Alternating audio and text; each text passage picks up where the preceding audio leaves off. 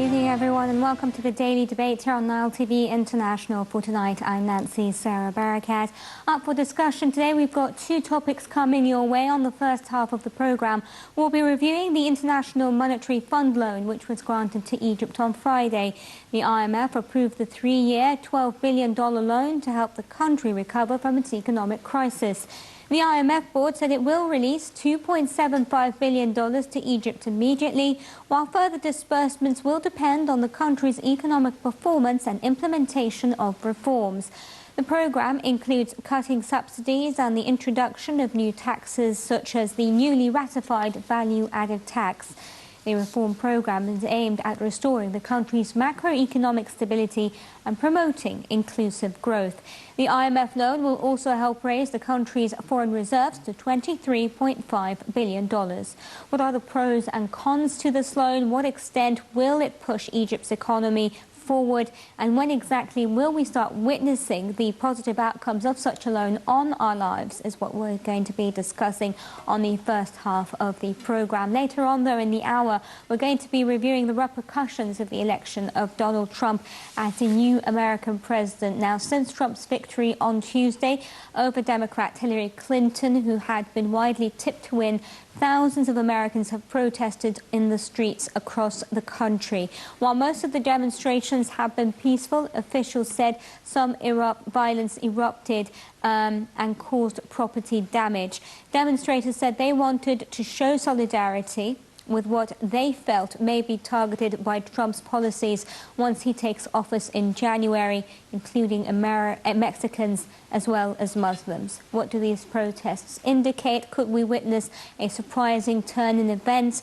Will Trump address the nation over these rallies? That's what we're going to be tackling later on. As usual, we like to bring you another story making headlines here in Egypt, and today we're focusing on President Abdel Fattah el-Sisi, who will visit Portugal on the 21st and the 22nd of November upon an invitation by Portuguese President Marcelo de Sousa. According to a presidential statement, the heads of state will discuss ways to develop the two countries' relationship within the coming period and strengthen their economic, political as well as diplomatic ties. During this two-day visit, President el-Sisi will meet with de Sousa as well as the Portuguese Parliament Speaker, the Prime Minister, Lisbon's Mayor, as well as Portuguese businessmen and representatives from scientific institutions as well as academia. In June, Portugal's Foreign Affairs Minister, Augusto Santos Silva, visited Cairo and discussed with President el-Sisi ways to increase Portuguese tourism to Egypt as well as regional developments. Now, to tell us more and for more insights on this upcoming visit, Ambassador Gamal Bayoumi, Secretary General of the Arab Investors Union, joins us over the phone. Thank you very much for your time, Mr. Ambassador. Thank you. It's my pleasure. Tell us what you expect the outcomes to be of President el-Sisi's visit to Portugal. This is one more step from Egypt to enlarge its relations with EU member states. Portugal and Spain are special partners to Egypt and to the Arab world. Mind you that both of them did not recognize the state of Israel until they joined the EU in 1976. So they know our even political and our interests, and they are supporting the Arab cause and the Palestinian one all the time. Right. Now, since 2004, Egypt and EU, including 28 member states, including Portugal, are establishing a free trade area. Not many people know that our exports to Portugal and to the other member states of the EU is exempted from any custom duties or any similar barriers. So there is a large chance, in order to increase our exports to Portugal.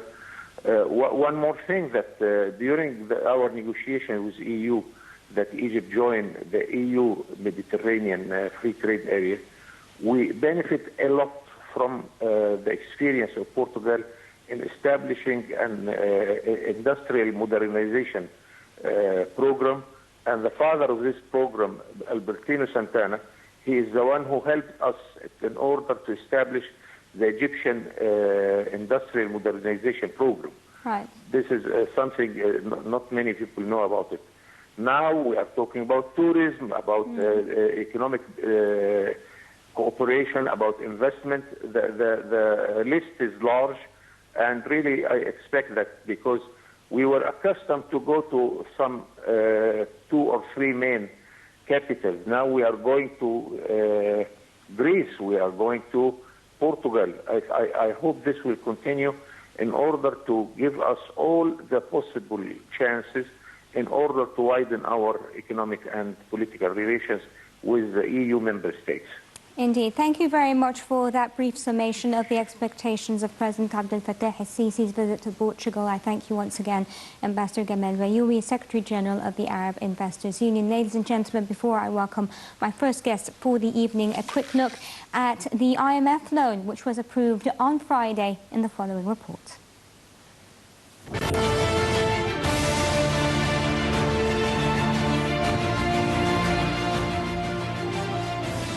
The Central Bank of Egypt, the CBE, received on Friday an initial $2.75 billion from the International Monetary Fund, the IMF, following the board's approval for Egypt's $12 billion loan. CBE Governor Tariq Amir said that the IMF dispatched the initial batch to Egypt immediately following the board's approval on Friday. Further disbursements will depend on the country's economic performance and implementation of reforms, according to the fund. Amir also said that the loan will help the country's foreign reserves jump to more than $23 billion from the current $19.04 billion registered at the end of October. Egypt relies heavily on imports and has been suffering from an acute foreign currency shortage since the 2011 revolution and the following unrest, which has sparked investors and tourists. In mid-August, Egypt reached a staff-level agreement with the IMF over the loan after the IMF endorsed the Arab nations' fiscal reform program, which the government embarked on in 2014 in an attempt to curb the growing state budget deficit, estimated at 12.2% of GDP in 2015-2016. The program includes cutting subsidies and the introduction of new taxes, such as the newly ratified value-added tax. The IMF board said in a statement that the reform program will help Egypt restore macroeconomic stability and promote inclusive growth. It added that policies supported by the program aim to correct external imbalances and restore competitiveness, place the budget deficit and public debt on a declining path, boost growth and create jobs while protecting vulnerable groups. Following Friday's announcement, the official exchange rate of the greenback has already fallen to an average of 15.9 Egyptian